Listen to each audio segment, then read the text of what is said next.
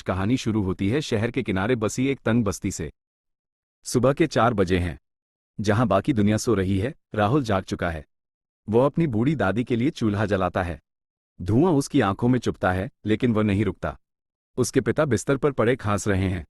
राहुल उनके पास जाकर बैठता है और कहता है, बापू, आप फिक्र मत करो। आज मैं कुछ ज्यादा कबाड़ ढूंढूंगा। आपकी दवाई आ जाएगी। राहुल के पास पहनने को जो शर्ट है, उसमें 3 पबंद लगे हैं, लेकिन उसकी आंखों में एक अलग ही चमक है। कचरे में छिपे खजाने। राहुल सारा दिन तपती धूप में सड़कों पर घूमता है। कूड़े के ढेर में उसे खाने की चीजें नहीं, बल्कि कागज के टुकड़े और फटी हुई किताबें तलाश रहती हैं। आज उसे कचरे में गणित की एक पुरानी आधी जली हुई किताब मिली। उसने उसे चुनकर अपनी थैली में सबसे ऊपर रख लिया। यही उसकी असली दौलत थी। रॉयल स्कूल का वो ऐतिहासिक दिन। दोपहर को राहुल रॉयल इंटरनेशनल स्कूल के गेट पर पहुंचा। आज मैथ्स ओलंपियाड की तैयारी चल रही थी। क्लास के अंदर मशहूर टीचर खन्ना सर एक बहुत ही जटिल, कॉम्प्लेक्स सवाल हल कर रहे थे। बोर्ड पर लिखा था। खन्ना सर ने जल्दबाजी में एक प्लस की जगह माइनस लिख दिया। क्लास के सबसे होनहार छात्र भी चुप थे, क्योंकि वे सिर्फ रट रहे थे। बाहर खड़ा राहुल बुदबुदाया, सर, वहां साइन बदल गया है। पूरा आधार ही हिल जाएगा। अपमान और साहस। जब राहुल अंदर घुसा, तो अमीर बच्चों का लीडर आर्यन उठा और बोला, ए भिखारी, अपनी बदबू यहां मत फैला। ये स्कूल है, कबाड़खाना नहीं। राहुल ने आर्यन की आंखों में देखकर शांति से कहा, कबाड़ कपड़ों में होता है साहब, दिमाग में नहीं। खन्ना सर को ये बात चुभ गई।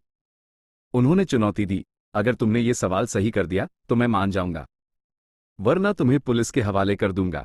चौक का जादू। राहुल ने चौक उठाए।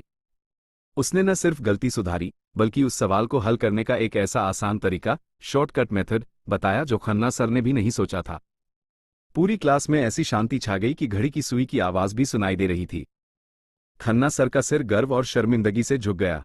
उन्होंने राहुल के फटे हुए हाथ को अपने साफ हाथों में पकड़ लिया। प्रिंसिपल का दफ्तर और बड़ा फैसला। खन्ना सर राहुल को लेकर प्रिंसिपल के पास गए। प्रिंसिपल ने पहले तो मना किया, हमारा स्कूल का स्टैंडर्ड गिर जाएगा।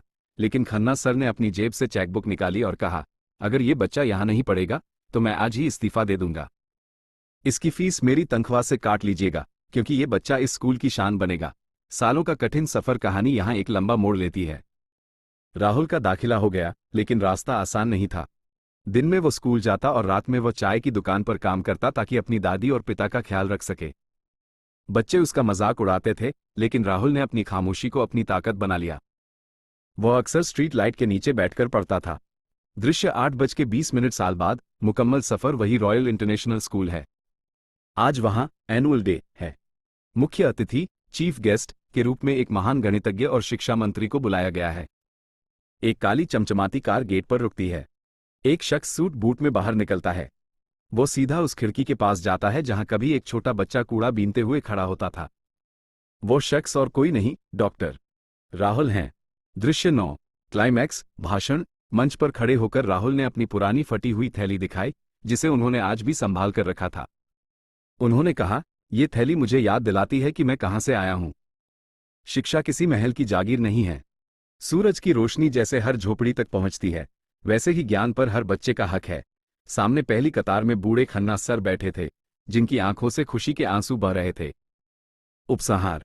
राहुल ने शहर में हुनर की पाठशाला नाम से एक फ्री स्कूल खोला, जहां हर वह बच्चा पढ़ता है जिसके पास किताबें खरीदने के पैसे नहीं होते, लेकिन आंखों में बड़े सपने होते हैं।